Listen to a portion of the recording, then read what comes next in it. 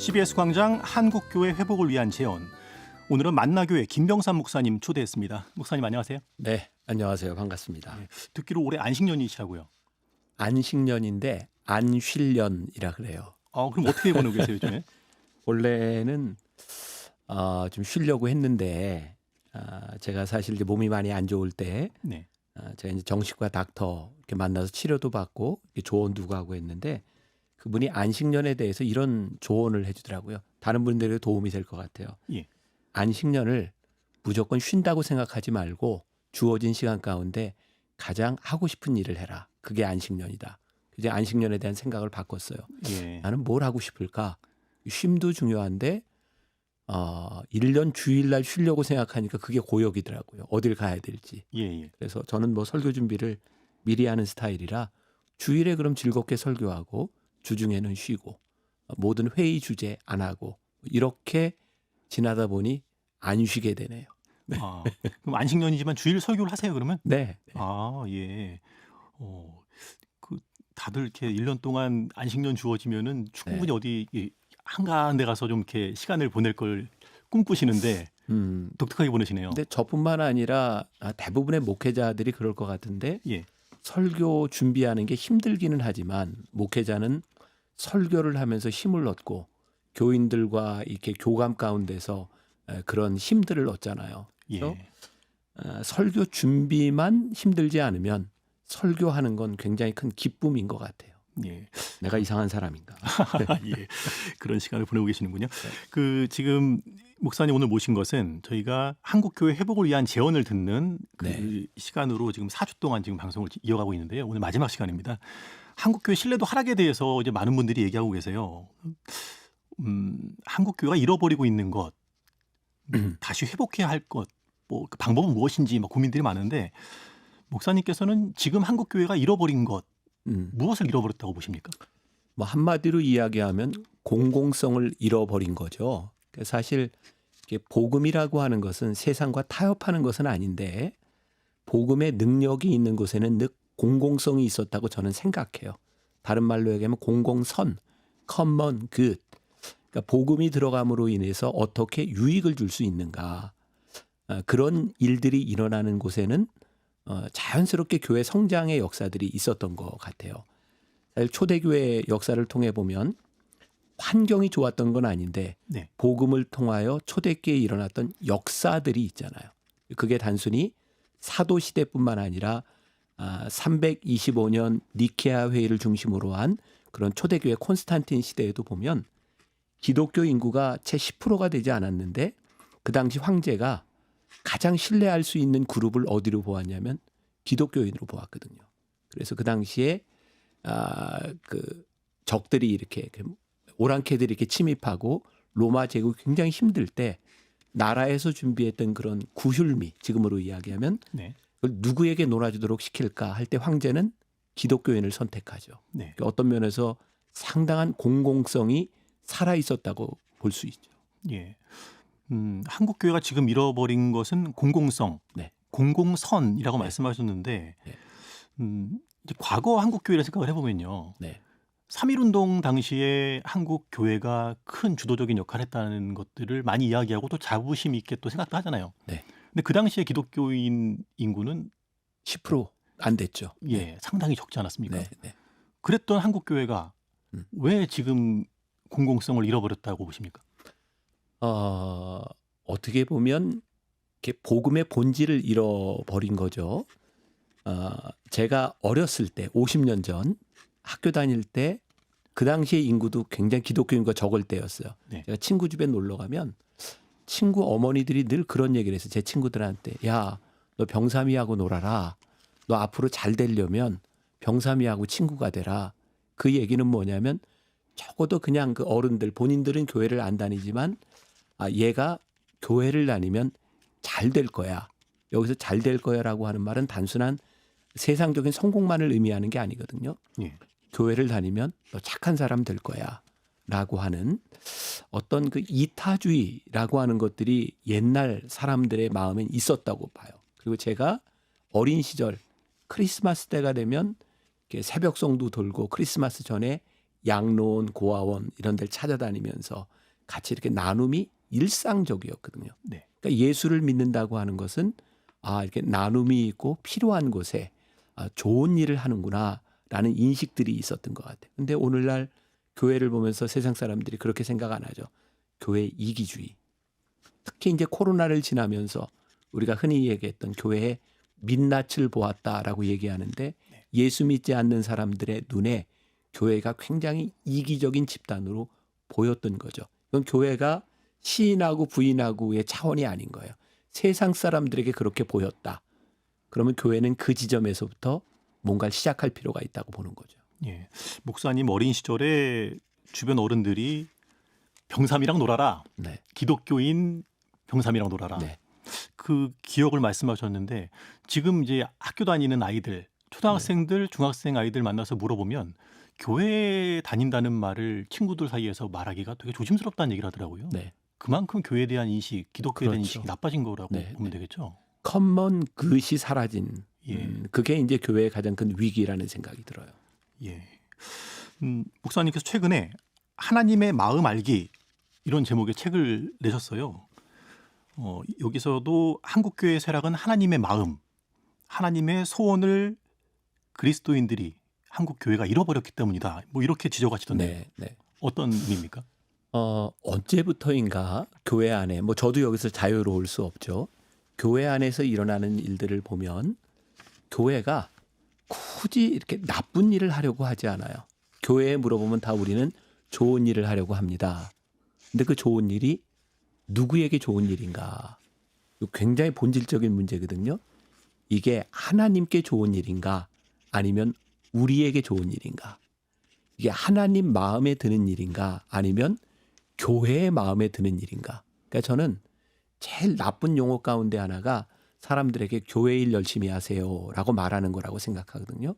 많은 크리스찬들이 교회 일을 하나님의 일과 동일시하는 거죠. 또 하나 나쁜 말이 있다. 목사님 말 잘 들으세요. 예. 이거 굉장히 나쁜 말이라고 생각하거든요. 하나님 말씀 잘 들으세요. 그래서 교회가 하는 일이 하나님 마음에 드는가를 구분할 줄 알아야 되고 목회자가 하는 일이 하나님 마음에 드는 일인가를 구분해야 교회가 건강해지죠. 근데 이거 구분이 모호해진 거예요.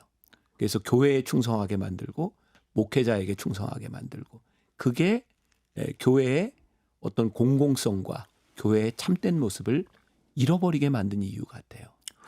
이 말씀 들으시는 분들 중에 불편하신 분들 많을 것 같아요. 네. 우리가 이제 교회에 가서 봉사하고 네.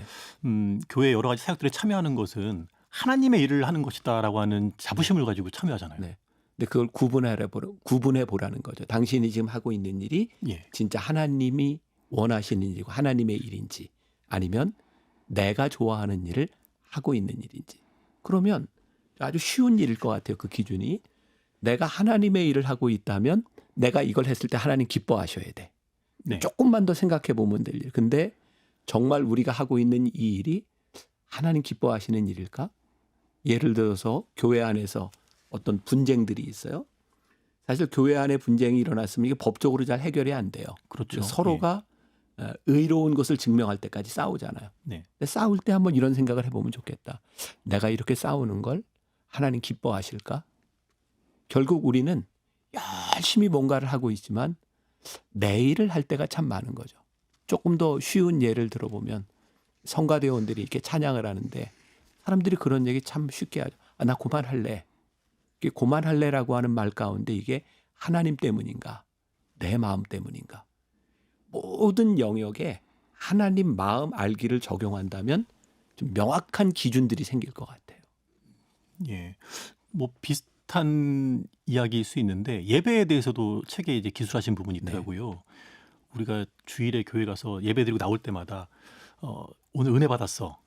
또 어떤 날은 오늘 은혜가 안 돼 이렇게 고백하기도 하고요. 또 목사님 설교하신 목사님 만나서 인사할 때는 은혜 많이 받았습니다. 뭐 인사하고 하는데 그것도 이제 인간 중심적인 표현이다라고 지적을 하시더라고요. 네. 우리 예배에 참여하는 것도 하나님이 기뻐하는 예배여야 하는가 되돌아봐야 한다고 말씀하시던데 그 지점은 또 어떤 의미에서 그러니까 우리가 정말 잃지 말아야 될 기준이 있다. 예. 그러니까 이제 예배 가운데 우리는 예배를 드리는 은혜를 받았다라고 말할 때 이게 내가 만족했는가? 네. 근데 사실 우리가 예배의 은혜를 받지 못했다라는 표현을 할 때 더 정확한 것 같아요. 그게 내 마음에 들지 않기 때문인가? 하나님 마음에 들지 않기 때문에 내가 은혜를 받지 못했는가? 그러니까 예를 들어서 예배를 드리는데 우리들 눈에 거스리게 하는 부분들이 나에게 거스리는 부분인가? 하나님께 거스리는 부분인가? 예를 들면 이런 거겠죠. 예배 안에 정말 장애를 가진 저희 교회 안에 장애를 가진 친구들이 예배를 같이 드려요. 네. 예배를 드리다 보면 예배 중간에 소리를 지를 수도 있어요. 그러면 사람들이 인상을 쓰겠죠. 예배 시간에 방해가 돼. 제가 우리 교인들한테 하는 이야기예요. 그 방해가 되는 그 지점에서 내가 방해가 됐는데 하나님께도 방해가 됐을까? 아니면 그 아이의 소리를 하나님 기쁘시게 보실까? 그러면 예배 안에서 우리들이 내가 참아야 될 일과 내가 은혜를 받아야 되는 일들이 분명히 좀 기준이 생기겠죠. 네. 그러니까 예배 안에서도 우리들이 늘 그런 기준이었으면 좋겠다. 목사님의 설교가 마음에 안 들어. 내 마음에 안 드는 건지 그게 비복음적인 건지 이런 것들을 구분할 때 교회가 좀 건강해질 것 같아요. 예. 그런데 이제 우리가 그것을 이제 하나님 뜻에 부합하는 것인가, 내가 좋은 것인가 구분을 하라고 하시지만 어렵잖아요. 어려워요. 그 구분하는 것이. 네. 그래서 그 일을 통해서 나타나는 결과들을 가지고 우리가 하나님이 기뻐하셔서 좋은 열매를 맺게 하셨다 이렇게 고백하기도 하고요. 그런 측면에서 교회가 하는 일이 좋은 일이 참 많아요. 그래서 그 일들을 통해서 교회가 성장하기도 하고요. 또 개인이 물질적인 풍요를 누리는 그런 결과를 가져와서 또 감사의 고백을 하기도 하고요. 많은 성도들이 그런 고백들을 한단 말이죠. 네. 근데 사회에서 교회를 바라보는 시각은 좋지가 않아요. 이거 뭐가 문제인 건지, 사역이 잘못된 것인가, 아니면 우리가 그 사이에 놓치고 있는 무언가가 있는가 좀 고민해 보게 되는데요. 그러니까 예수 믿는 게 나는 참 쉽지 않은 일이라고 보거든요. 근데 우리는 그동안 너무 쉬운 걸 가르쳤던 것 같아요. 그리고 교인들도 목회자가 어떤 기준을 제시해주고 목회자가 이렇게 하세요라고 하면 따라하면 참 쉽다고 생각했던 거죠. 근데 성경에 보면 믿으라고 하는 말도 많지만 생각해보라는 말씀이 참 많거든요. 생각해봐라. 생각해보라. 그러니까 우리들에게는 사실 명확한 기준들이 있어요. 예를 들면 하나님께서 우리들에게 물질의 축복을 주시는 건 좋은 일인데 그 물질이 나에게 왔을 때 이게 진짜 하나님 기뻐하시는 일일까? 왜? 물질을 얻게 되는 수단에 대한 부분이겠죠. 생각해보라. 또 옛날에 그런 경우들이 많이 있었어요. 교회가 건축할 무렵에 네. 어떤 뭐 계약을 하거나 뭐 이런 일을 하는데 조금 이제 탈세를 하거나 조금 이렇게 거짓말을 하면 교회에 유익이 되는 경우들. 그러면 이제 어떤 부흥사 목사님들은 야, 교회 건축을 하는데 이런 방법으로 우리가 돈을 세이브했습니다. 할렐루야. 교인들은 또 아멘. 근데 만약 그게 하나님 보시기에 기쁜 방법이 아니었다면 그 하나님 기뻐하실까? 그러니까 하나님이 기뻐하시는 일을 살아가는 건 굉장히 힘들어요. 때때로 우리들이 손해볼 수 있어야 되고. 제가 주장하는 바 세상 사람들이 교회를 보면서 예수 믿고 돈을 많이 번 사람들 때문에 감동할까? 아니면 정말 예수를 잘 믿어서 내가 돈을 벌 수 있는 기회를 기꺼이 포기한 사람들 때문에 감동할까? 나는 세상 사람들은 돈 많이 번 것 때문에 감동하려고 생각하지 않거든요. 그 사람에게 믿음이 있어서 포기한 것이 있을 때 감동할 거라고 봐요. 왜? 그게 성경적이니까. 너희가 나를 따라오려거든 자기를 부인하고 자기 십자가를 지고 나를 따를 것이니라. 그러니까 우리가 이거 잃어버린 거죠. 네. 예수 믿으면서 우리들이 마땅히 져야 될 십자가와 마땅히 포기해야 될 것들. 그러니까 이 얘기를 하면서 저도 굉장히 힘들어요. 그럼 나는 어떻게 살았지? 근데 저는 한 가지 우리가 퍼펙트하게 온전하게 살 능력은 없지만 우리들이 고민할 수 있는 능력은 있다. 그러면 조금이라도 좀 교정되어 가지 않을까. 난 세상 사람들이 교회를 보면서 완전한 것 때문에 감동한다고 생각하지 않아요. 몸부림치는 모습을 보면서 야, 저 사람 그래도 예수 믿는 사람이구나 라고 생각하지 않을까. 네. 하나님의 마음이라고 이제 이야기를 나눴는데 그러면 하나님의 마음은 무엇일까? 한번 정의를 좀 해봤으면 좋겠어요. 목사님이 생각하시는 하나님의 마음은 무엇입니까? 나도 잘 모르는데 예. 한 가지 그냥 이렇게 어떤 게 하나님의 마음일까를 아는 방법 중에 하나는 하나님이 기뻐하시는데 하나님의 마음이 있다. 하나님이 기뻐하시는데. 그러니까 우리가 이제 예. 대화를 할 때도 이런 대화를 할 때 하나님이 기뻐하실까? 사실 이 부분에서 우리들이 얼마나 마음에 찔려요. 나부터. 근데 정말 하나님이 기뻐하실 것 같아. 이 대화를 들으면서. 거기에 하나님 마음이 있겠죠. 그리고 교회가 어떤 중요한 헌금을 쓰는 데 있어도 뭔가 결정을 할 때 예. 야, 이렇게 헌금을 쓰면 하나님 기뻐하시겠다. 그럼 거기 하나님 마음이 있겠죠. 이번 부활절에 저희 교회가 그런 훈련을 한번 해봤어요. 우리 장로님들하고 우리 목회자들한테 부활절 헌금을 했는데 제가 이제 안식년을 지나기 때문이기도 하지만 저한테 묻지 말고 저한테 결제도 맡을 생각하지 말고 장로님들이 생각하기에 이 부활절 헌금이 이렇게 쓰면 하나님 기뻐하시겠다. 그렇게 한번 써보세요. 그래서 내가 전혀 관여를 하지 않고 네.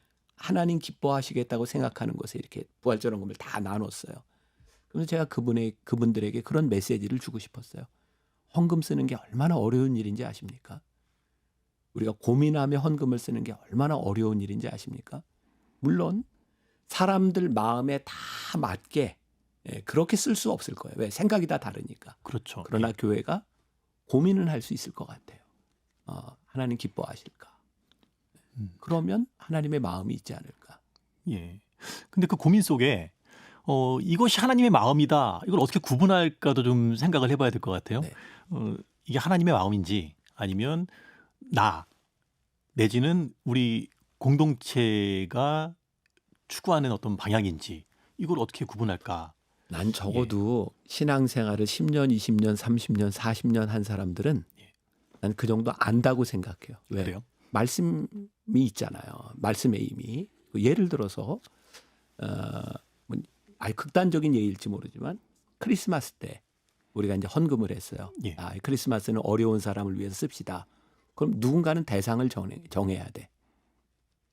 제가 한번 그렇게 우리 교인들에게 얘기한 적이 있어요. 이 헌금을 우리 크리스찬 이게 아니라 하나님이 기뻐하시는 곳에 써봅시다. 그럴 때 뭐 똑같은 대상이 있겠지만 불교 신자인 사람들이 어려움을 당해. 예. 크리스찬도 어려움을 당해. 그러면 교회는 참 쉽게 결정을 해요. 우리 교인들에게. 아무래도 그렇죠. 네, 근데 예. 나는 그 생각을 한번 바꿔보자. 하나님을 믿지 않는 저 사람에게 잠재적인 크리스찬, 잠재적으로 구원을 받아야 될 사람이라면 사실 우리가 누구한테도 관심을 가져야 될까? 나는 오히려 하나님 믿지 않는 사람에게 더 관심을 가질 필요가 있다고 생각하거든요. 근데 교회 공동체에서 이런 얘기하면 힘들어져요. 목회도 힘들어지고. 왜? 그러고 보면 사람들이 하나님의 마음보다는 공동체를 더 생각하고 있다고 하는 거죠. 예. 그러니까 내가 이제 표현하는 방법이 있어요. 지금 당신의 교회는 교회 중심적인 교회입니까? 선교 중심적인 교회입니까? 교회 중심적인 교회는 모든 시스템이나 헌금이 교회를 위해서 뭘 할까를 생각해요. 하나님 중심적인 교회, 선교 중심적인 교회는 하나님의 마음을 위하여 뭐가 더 도움이 될까를 생각하죠. 그래서 저는 요걸 제가 이제 쓴 책에서 네. 교회 중심적인 생각을 올드 패러다임, 그다음에 선교 중심적인 생각을 나는 뉴 패러다임이라고 생각해요. 교회가 나는 하나님 중심적인 패러다임이 딱 서져 있으면 나는 자연스럽게 굉장히 매력적인 교회가 될 것 같아요. 예.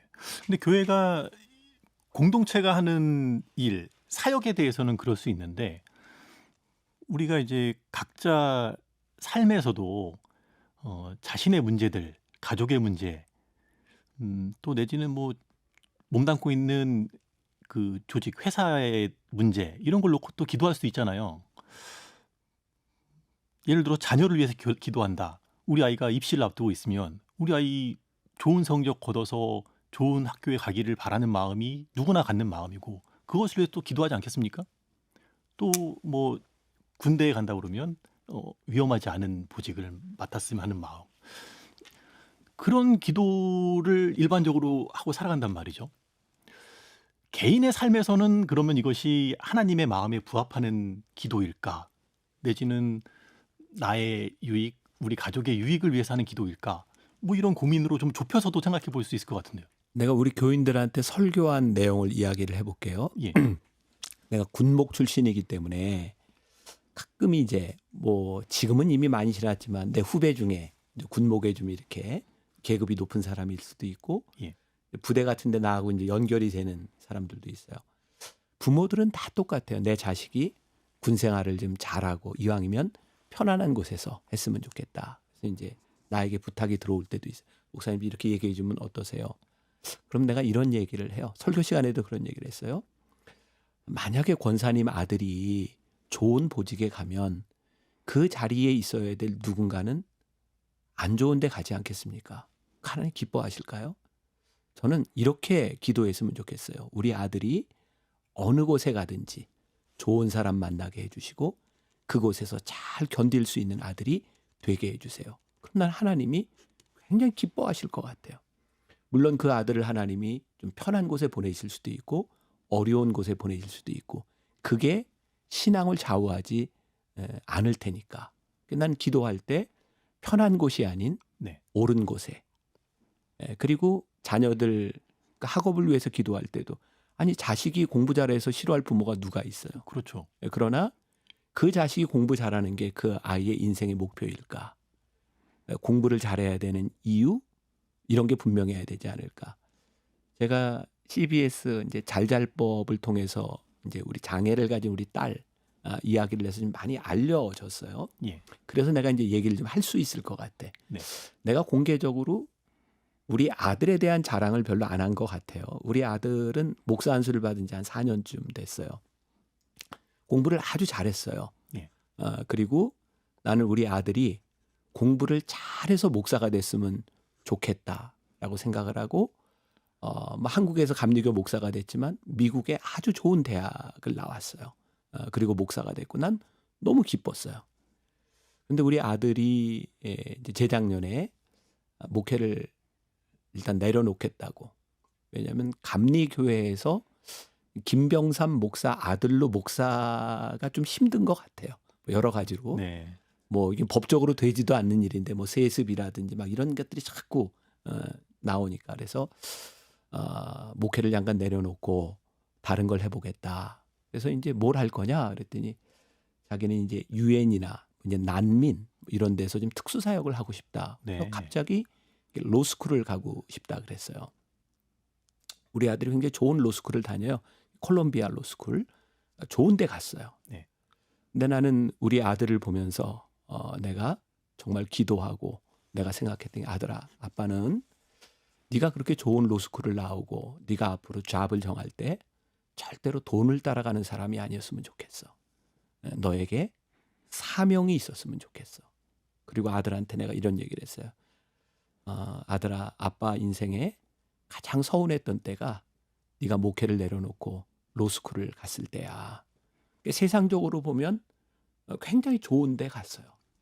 근데 나는 우리 아들을 보면서 네가 좋은 데 가서 어떤 일을 하든 네가 가졌던 사명 중심적인 삶이 되었으면 좋겠다. 그러니까 나는 꼴등하는 딸도 있고 1등한 아들도 있고 그러니까 나는 이렇게 얘기를 좀 할 자격이 있다고 생각해요. 네. 근데 난 분명히 우리 아들이 돈을 벌거나 그런 것보다는 하나님 주셨던 사명을 쫓아가면 좋겠다. 그러니까 나는 공부를 잘하는 자녀를 둔 부모들이 기도해야 될 건 사명 중심적인 사람이 되고 또 공부를 못하고 힘들어하는 자녀들을 위해서는 하나님 힘겹지만 이 시간들을 잘 지나갈 수 있도록 좋은 사람 만나게 해주시고 견디게 해주세요. 기도할 수 있는 하나님 보시기에 조금 아름다운 기도를 하면 좋지 않을까. 예. 그것이 이제 하나님의 마음을 우리가 헤아려야 가능한 일이겠죠. 그런 측면에서 우리가 하나님의 마음을 알려면 그 일반적인 신앙생활 하면서 더욱 집중해야 될 부분이 있지 않겠습니까? 목사님 책에서는 말씀 묵상이 중요하다라고 언급하셨던데요. 네. 우리가 말씀을 어떻게 묵상해야 될까요? 나는 또 그래요. 말씀 묵상하는 방법은 또 사람마다 다 다를 수 있고 또 말씀 묵상에 재능이 있는 사람이 있어요. 말씀을 보면 예. 막 해석도 되고 야 이거 오늘 나에게 주시는 말씀이네. 근데 어떤 사람은 아무리 봐도 그게 안 돼. 뭐 이건 뭐 물론 문해력에도 차이가 이건 신앙의 문제가 아니라 예, 예. 하나님이 각자에게 주신 재능에 대한 문제일 수도 있어요. 그러나 한 가지 분명한 게 있다. 나는 이제 아침마다 이제 유튜브를 통해서 이제 매일 말씀 묵상, 제가 성경 66권 다 읽어서 지금 하고 있는데, 난 교인들한테 그런 얘기를 해요. 여러분들이 하루를 말씀을 듣고 살아가는 사람과 그냥 살아가는 사람 다르지 않겠습니까? 적어도 5분, 10분이라도 일어나서 말씀을 보고 살아간다면 여러분들이 하나님의 마음을 조금 헤아리지 않겠습니까? 그래서 말씀을 묵상하거나 말씀을 공부하거나 이러는 것은 우리들이 하나님의 마음을 아는데 정말 도움이 되는 일일 것 같다. 그러니까 왕도는 없어요. 그러나 도움이 될 수는 있겠다. 예. 제가 목사님이 쓰신 책을 서문을 읽다가 궁금한 부분이 있었어요. 네. 목사님 주일 설교 이렇게 준비하시면서 주석책을 안 보세요? 안 보죠. 네. 이제 그거는 내가 27살 때 예. 군목 시절에 은혜를 받았어요. 소위 말하는 게 체험을 한 거죠. 그 전까지 내가 참 곤고했어요. 목회가. 왜냐하면 나는 목사가 싫었으니까. 우리 아버지 때문에 목사가 됐고, 그러다 보니까 매주 설교해야 되는 게 너무 힘들었어요. 예. 근데 이거 내가 또 자랑을 해서 큰일 났네. 내가 예. 공부를 좀 했어요. 예. 그러다 보니까 뭐 독일어, 영어, 뭐 주석을 봐도 그렇게 뭐 헬라어도 하고 라틴어도 하고. 그러니까 내가 이제 설교 준비를 하면서 볼 수 있는 자료들도 많았고. 그러니까 나는 늘 설교 준비를 하려면 주석책을 종류별로 이렇게 쌓아놓고 예. 늘 보면서 했지만 힘들었어요. 근데 은혜를 받았는데 정말 놀라운 체험이었는데, 성경을 딱 보는데 성경이 내 눈 속에 이렇게 막 들어오기 시작한 거예요. 이런 말씀이었구나. 물론 나는 신학 공부를 통해서 기본적인 신학적인 백그라운드가 있으니까 가능했을 것 같아요. 예. 그때부터 결심한 게 주석을 보지 말아야 되겠다. 이유는 누군가 말씀을 해석해 놓은 게 아니라 내가 말씀을 이렇게 받아야 되겠다. 그때부터 주석책을 싹 정리하고 지금까지 30년 넘게 주석을 한 번도 본 적이 없어요. 예. 이 부분을 보면서 제가 이제 궁금했던 거는 네. 이제 우리 방송 들으시는 애청자분들 중에는 지난주에 플러신학교 김세훈 교수님과 말씀 나눈 내용이 기억나시는 분들이 있을 거예요. 우리 한국교회 목사님들이 주일에 설교할 때 주석책 한 권 보지 않고 마음대로 설교하는 그 경향이 너무 많아서 부정적으로 볼 여지들, 좀 개선해야 될 여지가 있다는 말씀을 하셨거든요. 그래서 주석을 없이 주일 설교를 준비하시는 목사님은 그러면은 어떤 기준으로 하나님 말씀을 충분히 이렇게 담아서 설교 준비할까 궁금하더라고요. 이 말이 좀 위험하죠. 근데 저는 예. 이게 자꾸 내 자랑을 하게 된, 내가 예. 박사예요. 신학 공부를 예. 한 사람이고. 그러니까 나에게 신학적인 백그라운드가 예. 좀 있는 거죠. 이제 예. 그렇기 때문에 내가 이제 주석 없이 예. 본다. 그리고 주석이 없을 뿐이지 내가 모르는 건 찾아봐요. 네. 그러니까 내가 주석을 먼저 보고 성경을 해석하지 않는다는 이야기지. 예. 내가 주석이 필요 없다는 건 아니에요. 근데 나는 주석에 의존하지 않고 주석을 안 본다.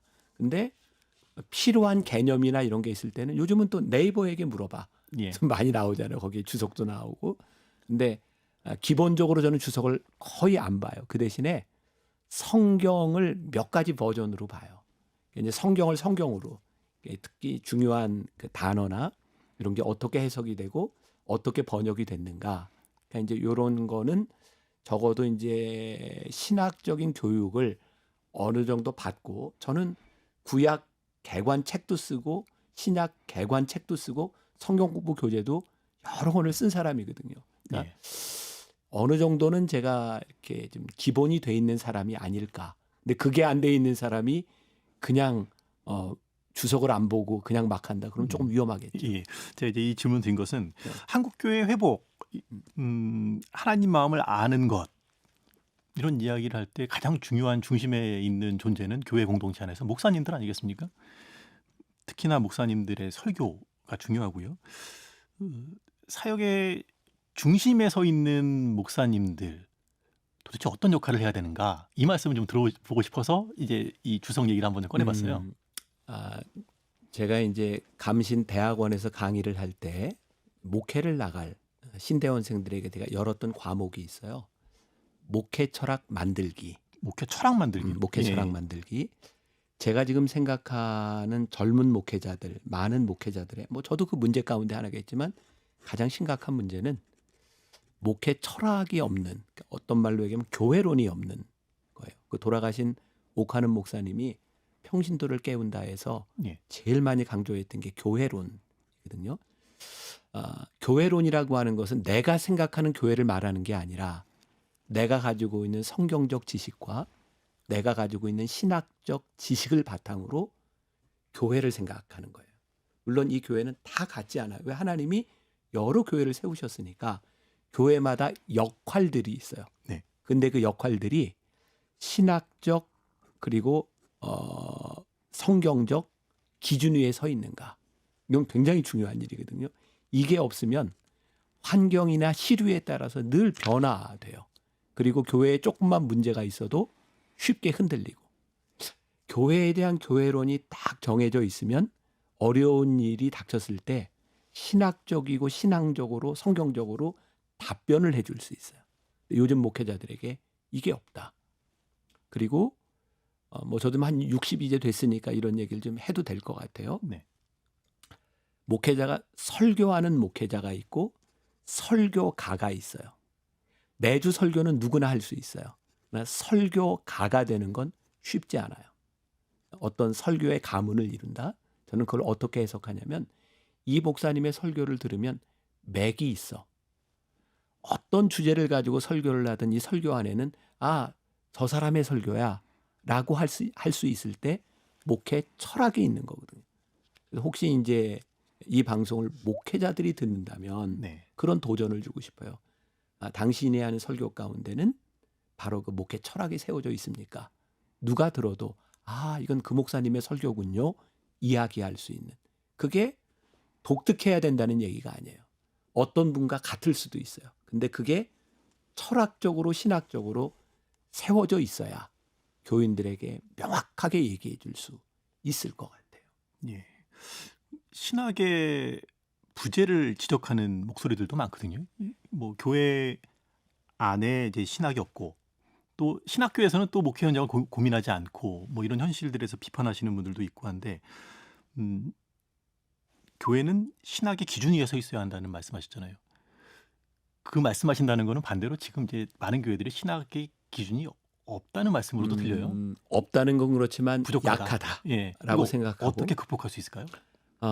공부해야죠. 책도 많이 보고. 제가 노력을 많이 한 게 있어요. 뭐냐면 제가 한 번은 공부를 해야 되겠다 생각해서 종교 개혁가, 이렇게 칼빈에서부터 뭐 루터, 뭐 요한 웨슬레, 야한 후스 이런 사람들을 제가 개혁지를 찾아서 12주 시리즈로 설교를 한번 한 적이 있어요. 그 사람에 대해서 참 열심히 공부했어요. 그 설교 한 편을 하기 위해서 몇 권의 책을 봤는지 몰라요. 그런가 하면 그 중세 시대 이후에 유명했던 개혁가 설교들은 어떤 설교를 했을까? 그래서 이제 개혁가의 신학이 아니라 명설교 12편을 뽑아서 그 중에는 뭐 이제 굉장히 다른 스펙트럼이 포함되어 있죠. 뭐 스펄전 같은 사람도 있고 요한 웨슬레도 있고 조나단 에드워드도 있고 그분들의 대표적인 설교 12편을 뽑아서 그걸 다시 해석해 본 적도 있고 그러면서 저는 나름대로 이렇게 신학적인 스펙트럼을 이렇게 잘 넓혀갔다고 생각해요. 제가 한 가지 지적하고 싶은 건 본인들이 배웠던 신학적인 백그라운드가 다라고 생각하지 않았으면 좋겠다. 그래서 감리교는 뭐 요한 웨슬레, 장로교는 켈빈, 뭐 이제 개혁주의 너무 자기가 생각하는 걸 가지고 다른 사람들을 다 이렇게 재단하려고 하지 말고 좀 넓게 볼 수 있으면 좋겠다. 왜? 그 시대에 하나님이 다 쓰신 분들이니까. 그래서 조금 넓게 공부했으면 좋겠다. 그리고 또 한 가지 이렇게 추천을 드린다면 코로나 때 나에게는 너무 큰 은혜가 있었어요. 뭐냐면 기독교 고전을 25권을 볼 수 있는 은혜가 있었어요. 근데 정말 이전에는 재미없었던 그 고전들이 뭐 예를 고백록에서부터 뭐 토마스 아킨피스의 그리스도를 본받아 뭐 그다음에 로렌스 형제, 오스왈드 챔버스 한 25권을 쭉 보는데 정말 놀랍게도 이 사람들에게 이런 맥이 있었구나. 그리고 나도 설교를 많이 했지만 내가 그동안 인용했던 그 명구절들이 여기에 있었구나. 그러면서 맥이 한번 이렇게 쫙 잡히더라고요. 나에게 너무 큰 은혜였어요. 네. 그래서 그런 고전들을 보는 것도 참 중요하고 또 하나 나에게 있었던 큰 은혜. 코로나 처음 시작되던 고해에 사람들이 모일 수 없으니까 제가 새벽 예배를 그때 이제 처음으로 성경 통독으로 창세기부터 요한계시록까지 제가 매일 읽었어요. 그리고 정말 힘들었던 건 성경을 안 틀리고 읽는 게 이렇게 힘든 일인지 몰랐어요. 정말 365일 죽는 줄 알았어요. 근데 교인들이 정말 수만 명이 같이 따라왔으니까. 예. 그러면서 그때 내가 또 하나 생각했던 게 내가 이 성경을 이렇게 읽는 일을 10년만 일찍 시작했더라면 내 목회가 정말 달라졌겠다. 그래서 우리 목회자들에게도 성경 몇 번을 통독하느냐가 아니라 정말 내가 처음부터 끝까지 쭉 정성스럽게 읽어가는 마음으로 성경을 한번 정독해 보는 것도 참 좋겠다. 그동안 내가 뭐 레위기나 뭐 신명기 뭐 이쪽에서 막 사람 지파 이름 막 나오고 그러면 대충 뛰어넘어갔었거든요. 예. 그것도 의미가 있더라. 그래서 신학, 그다음에 성경 그쪽으로 돌아가면 좋겠다. 예. 좀 치열하게 공부를 해야겠군요, 목사님들이. 네. 근데 한편으로는요, 이게 목사님들이 신학도 성경 열심히 읽고 공부하는 과정은 무엇보다 중요하겠지만, 세상이 너무 이렇게 급변하잖아요. 세상도 알아야 되고, 또 변화도 잘 읽어내야 되고요. 근데 우리 사회가 너무 진영 논리에 지금 갇혀 있어서, 정치적인 사안에 상당히 관심들이 많고요. 또 그 목소리를 적극적으로 내시는 분들도 많아요. 근데 그분들이 교회 공동체 안에서도 자기 목소리를 낸단 말이죠. 정치적인 이견, 또 뭐 경제 양극화 현상을 바라보는 사람들의 생각의 차이, 그 속에서 목사님들이 도대체 어떤 말씀을 해야 될까 고민이 많으실 것 같아요. 예, 기본적으로 나는 이제 원칙이 하나 있는데 정치적인 이데올로기를 나는 표현하지 않는다. 왜냐하면 교회에는 너무 다른 사람들이 있기 때문이죠. 물론 비겁하게 내가 말씀의 진리를 이야기하지 않는다라는 게 아니에요. 근데 네. 나는 교회라고 하는 공동체가 정말 독특한 공동체인데 그건 뭐냐면 서로 다른 이데올로기를 가진 사람이 말씀 안에서 하나 되는 공동체거든요. 사람들이 코로나 때 특히 그랬죠. 나한테 목사님 정체를 밝히십시오. 목사님은 무슨 색입니까? 나는 회색입니다. 그럼 사람들이 뭐라 그래? 회색도 색깔입니다. 흰색도 있고 검은색도 있고 회색도 있는 겁니다. 왜 서로를 인정하지 못합니까? 그러면서 내가 요즘 많이 이야기하는 게 좀 선을 넘는 사람이 됐으면 좋겠습니다. 그러니까 내 선을 정해놓고 나는 여기, 당신은 거기. 이건 그리스도인의 태도는 아닌 것 같아요. 그건 이데올로기지. 네. 말씀 안에서 내가 이렇게 그어놨던 선도 넘고 상대방의 선도 넘어갈 수 있을 때. 그래서 제가 어떤 신문사에서 이번에 22대 국회를 시작하면서 국회의원들에게 바라는 말 한마디, 그때 제가 그런 얘기를 했어요. 좀 선을 좀 넘읍시다. 우리 국민의힘, 우리 더불어민주당, 국민들을 위해서 좀 선을 넘읍시다. 그런 날 우리 크리스찬들에게 여러분들이 가지고 있는 이데올로기보다 더 중요한 게 복음이니까 복음 안에서 좀 선을 넘읍시다. 그런 면에서 뒤트리 보네포 목사님이 쓴 성도의 공동생활이라는 책에 보면 정말 너무 좋은 게 있어요. 여러분, 교회는 우리 성도들의 이상을 실현하는 공동체가 아닙니다. 대개 교회 안에서 갈등하고 싸움이 일어나는 이유 가운데 하나가 교회에서 내 이상을 실현하려고 그래. 네. 내 이데올로기. 왜 우리 교회는 이렇게밖에 안 해? 왜 태극기를 들지 않아? 네. 왜 누구 편을 들지 않아? 교회는 내 이상을 실현하는 곳이 아니라 그리스도를 필요로 하는 사람들의 모임인 공동체가 교회입니다. 그러니까 우리가 교회에 대한 정체성을 분명히 알면 교회는 이데올로기보다 훨씬 더 큰 곳이에요. 난 그런 마음을 좀 가지면 좋겠어요. 예. 앞서 이야기 나눴던 표현으로 설명하자면 하나님의 마음으로 맞아요. 세상을 바라보는 것이 중요하다. 뭐 이렇게도 설명이 가능하겠네요. 네. 이제 앞에서 이 들은 말씀이긴 해요. 한국 교회가 세상과 동떨어져 있다. 교회가 교회만을 위해서 존재한다. 이런 비판들 많지 않습니까? 그런데 교회가 좁게는 이제 교회가 있는 마을, 또 넓게는 그 뭐 시단위, 나라 전체, 그 속에서 교회가 뭘 할 수 있을까, 뭘 해야 할까, 이런 고민도 좀 해보게 되는데요. 교회가 뭘 해야 될까요? 자, 그 세상 사람들이 교회를 향해서 여러분들은 너무 이기적이고 교회 중심적입니다라고 얘기를 하면 대부분의 교인들이나 목회자는 이렇게 대답할 것 같아요. 아니에요. 우리가 얼마나 세상을 해서 많은 일을 하고 헌금을 얼마나 이렇게 좋은 데 쓰는데요. 아마 대부분 그렇게 대답을 할 것 같아요. 네. 근데 제가 이렇게 좀 이제 목회자 세미나 가면 하는 말이 있어요. 아이덴티티, 정체성은 두 가지가 있다. 하나는 내가 생각하는 나가 있고 다른 사람이 생각하는 나. 이 두 가지가 똑같이 아이덴티티, 정체성이다. 그럼 어느 게 더 정확할까? 때로 내가 생각하는 내가 더 정확할 때도 있어요. 그러나 대부분은 누군가가 나를 바라보며 이야기하는 걸 듣고 거기서부터 시작해라. 그러니까 교회가 오늘날 세상으로부터 그런 이야기를 듣는다면 교회는 분명히 이기적인 거예요.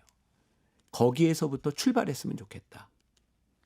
내가 아니다라고 부정하지 말고 왜 우리가 이렇게 됐을까를 생각하면서 교회가 시작하면 좋지 않을까.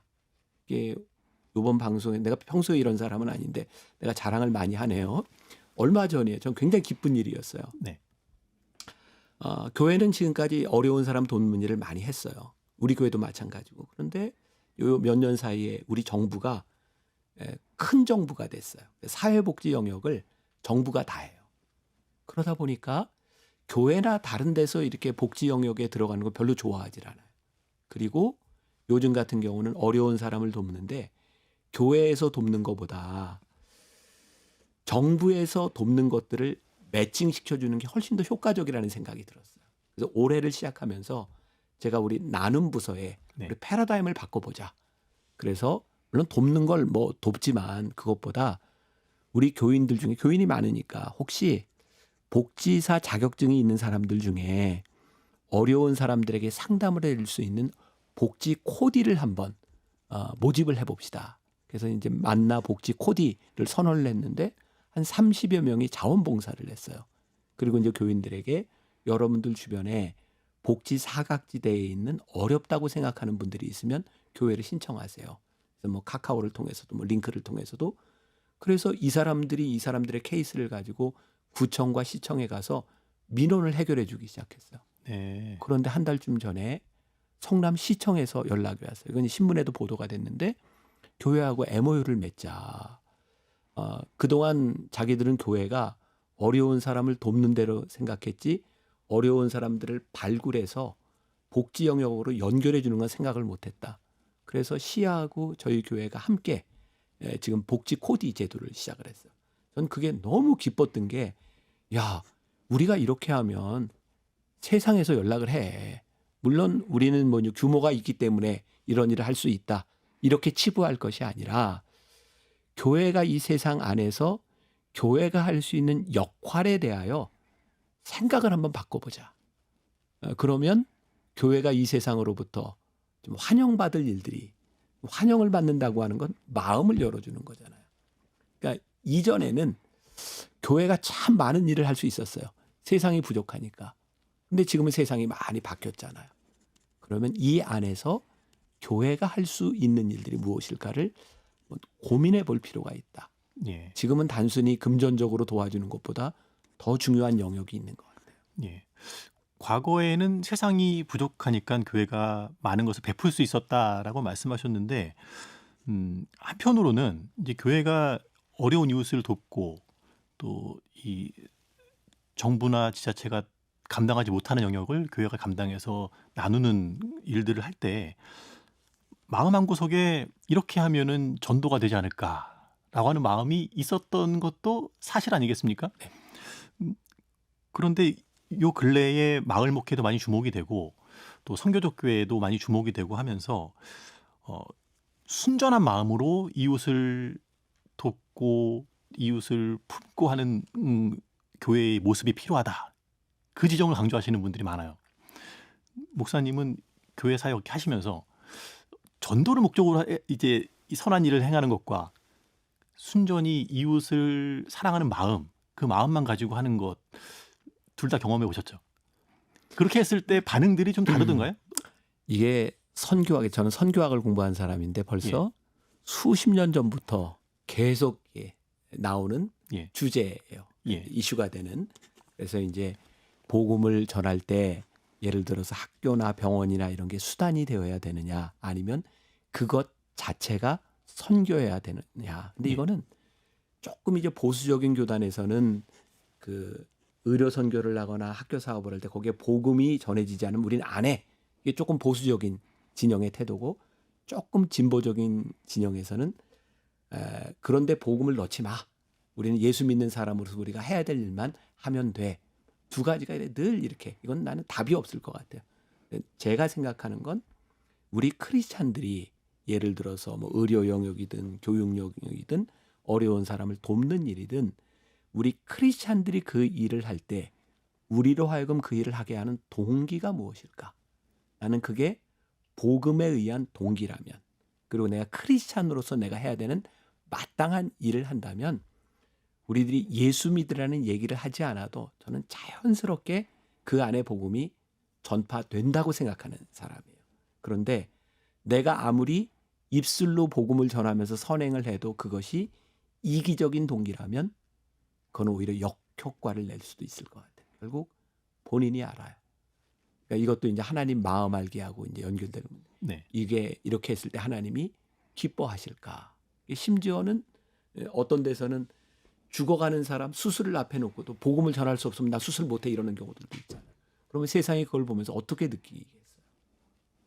그러니까 이제 하나님 마음 알기에 조금 자기를 이렇게 성찰하면 좋지 않을까. 조금 다른 얘기긴 한데 교회는 이제 오랫동안 이제 신앙생활을 해왔던 성도들이 있고요. 또 출석한 지 얼마 안 된 사람도 있고, 요 근래에는 좀 많진 않지만 교회라는 공간을 처음 이제 방문하는 분들도 있어요. 목사님께서 이제 목회를 하시면서 좀 독특한 시설을 교회에 둬서 흡연실이요. 교회 1층에 흡연실을 만들었다고 해서 거의 20년 전인 것 같습니다. 네. 예.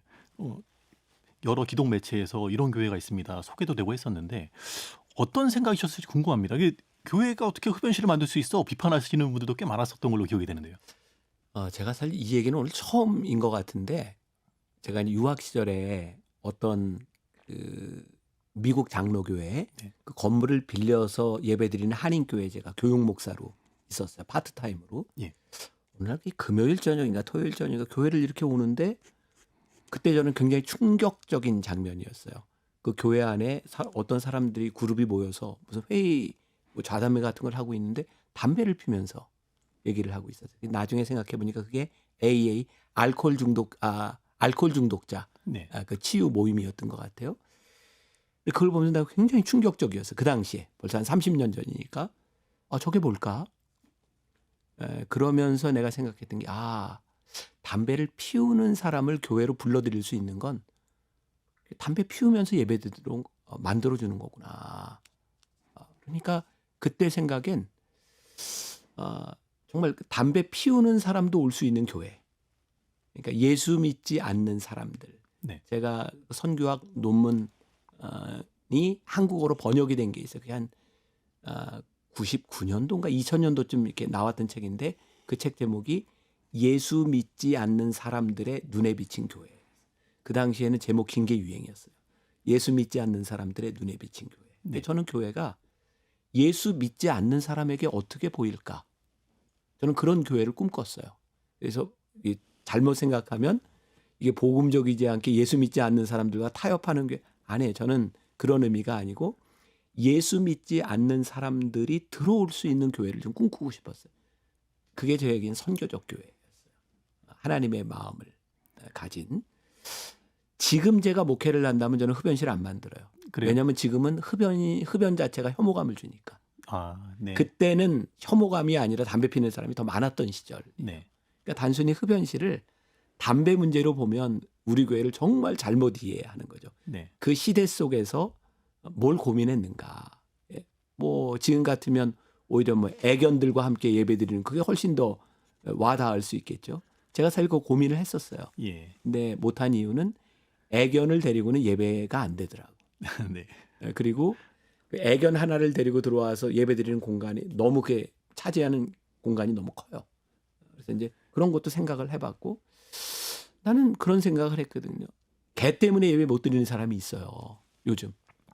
근데 저 사람에게 믿음이 들어가면 저 극복하지 않을까. 그런 생각. 그러니까 조금 다른 생각을 한 거죠. 예. 한국 교회에 제가 이렇게 부탁하고 싶은 게 있다면 다른 생각을 하는 사람을 틀렸다고 하지 마라.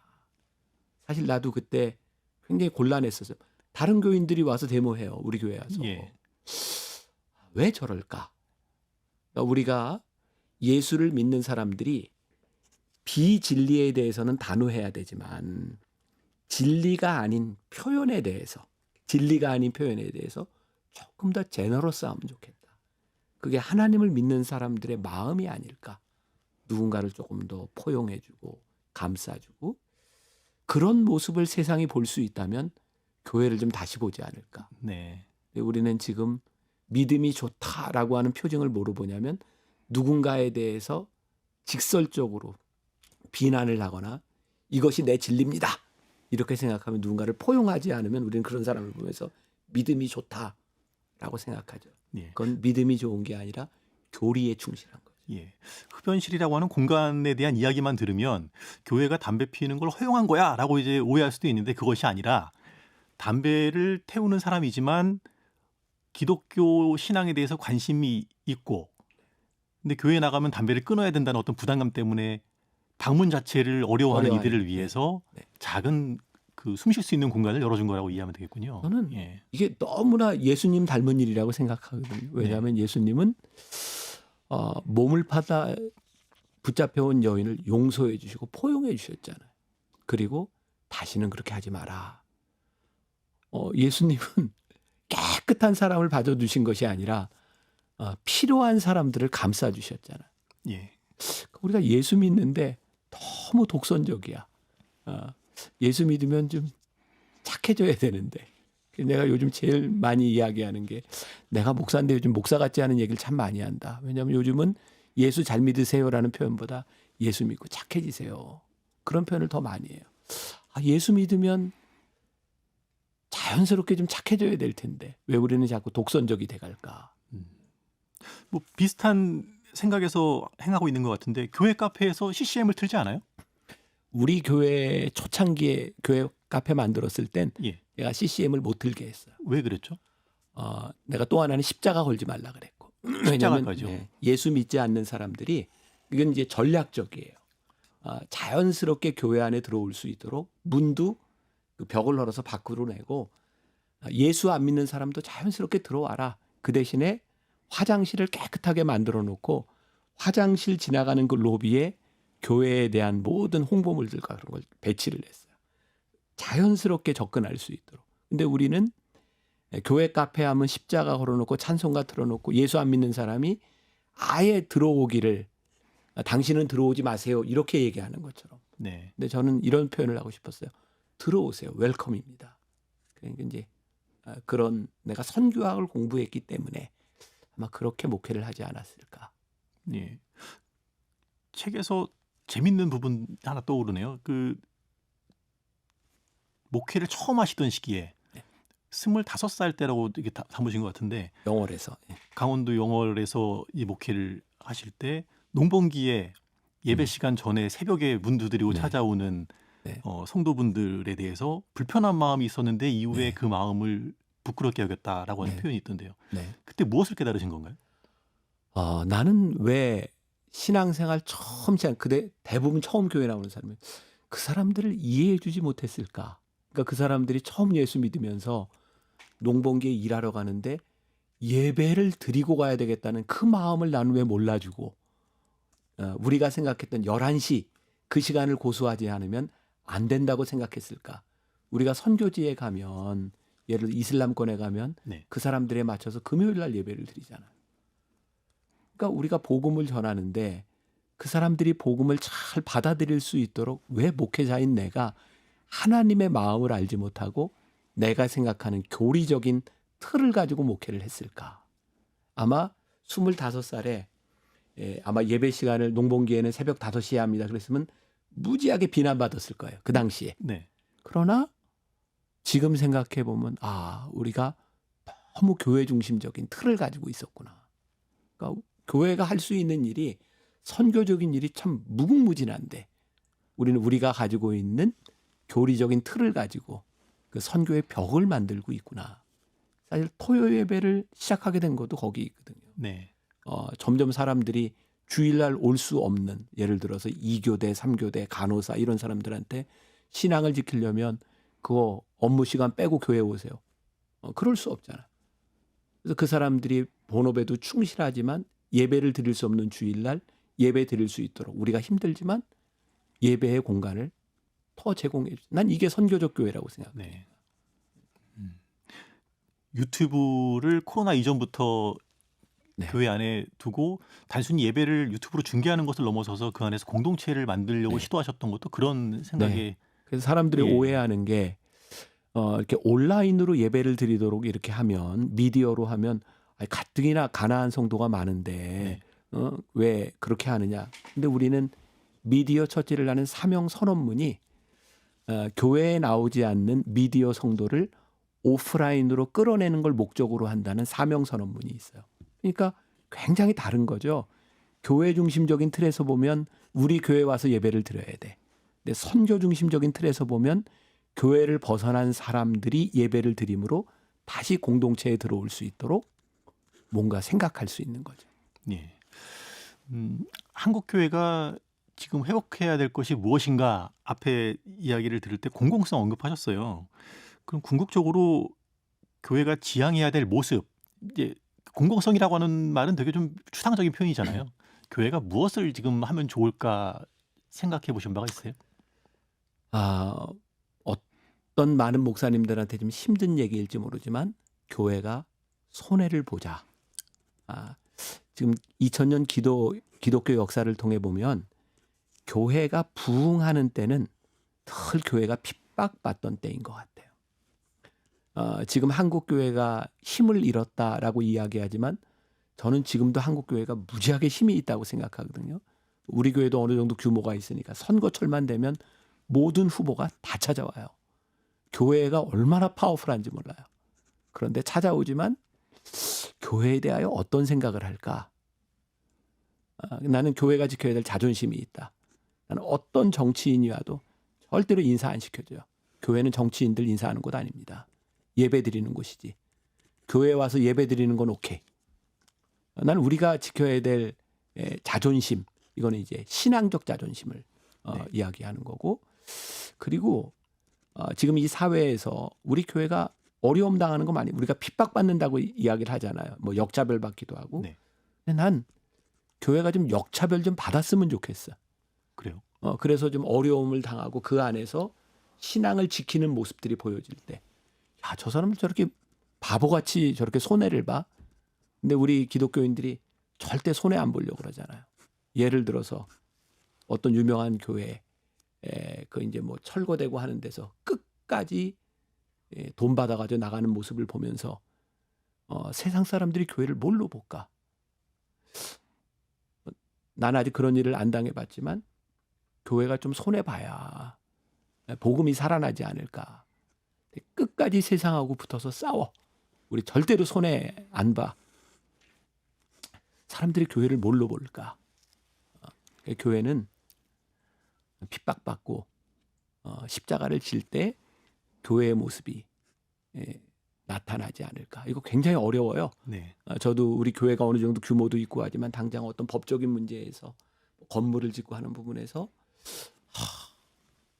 이거 우리가 조금만 좀 하면 좀 근데 우리 장로님들은 참 훌륭하다고 생각해요. 목사님, 그냥 교회가 손해 보는 게 맞습니다. 세금 내는 거에서부터 교회가 손해 보는 게 맞습니다. 내가 그 장로님들 따라가는 것도 사실 버거워요. 이렇게까지 손해를 봐야 돼? 근데 그게 교회다. 지금 우리 교회가 너무 자기 것 찾으려고 하는 것 때문에 세상 사람들에게 손가락질 받는 것은 아니고 교회가 틀려서 손가락질 받지 않아요. 세상과 똑같아서 손가락질 받지. 세상과 같아서 손가락질을 그럼요. 받는다. 네.